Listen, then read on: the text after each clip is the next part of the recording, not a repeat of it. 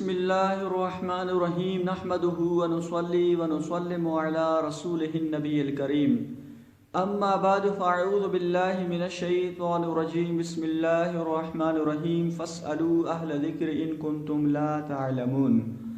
नमाज के फ़राइज़ के हवाले से हमने बात की थी कि नमाज के कितने फ़राइज़ हैं, और फिर उन फ़राइज़ में से हमने शुरू की जो 3 फ़राइज़ हैं यानी तकबीर तहरीमा, क़याम और क़िरात, ये नमाज के 3 फ़राइज़ हमने मुख्तसरन बयान कर दिए। आज जो नमाज के आखिरी 4 फ़राइज़ हैं उनको हम मुख्तसरन बयान करने की कोशिश करेंगे। तो नमाज का चौथा फ़र्ज़ है वो है रुकू।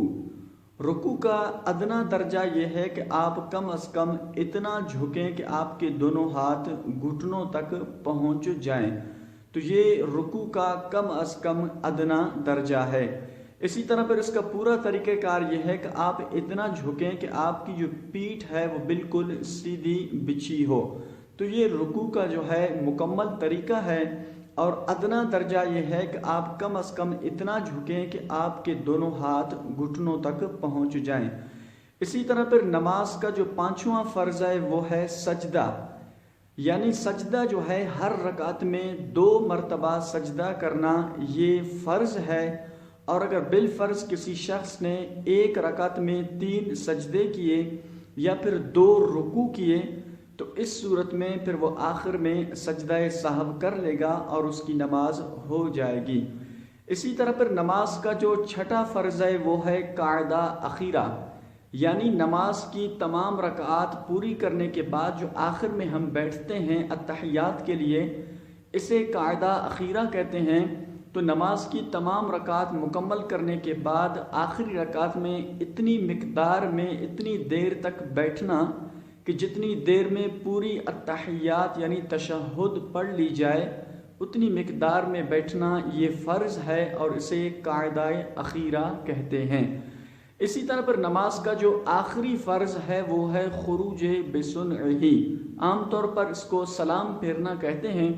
खुरूज बिसुनही यानी कायदा अखीरा के बाद कोई ऐसा फ़ेल यानी सलाम कलाम वगैरह कोई ऐसा फ़ेल जो मुनाफी नमाज हो, इरादे के साथ करना, ये खुरूज बिसुनही कहलाता है।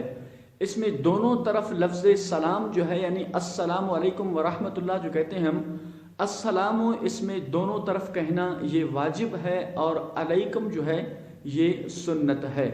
दोनों तरफ अस्सलामु कहना ये वाजिब है और अलैकुम कहना ये सुन्नत मुबारका है। तो ये नमाज के 7 फ़राइज़ मुकम्मल हो गए। तो आइंदा इंशाअल्लाह अज़्ज़ व जल हम नमाज के वाजिबात को बयान करने की कोशिश करेंगे कि सजदा साहब जो है वो किस सूरत में वाजिब होता है और नमाज के वाजिबात कौन कौन से हैं। तो वहाँ उन वाजिबात को बयान भी करेंगे, इसी तरह फिर ज़िम्नन चंद मसाइल भी बयान करने की कोशिश करेंगे।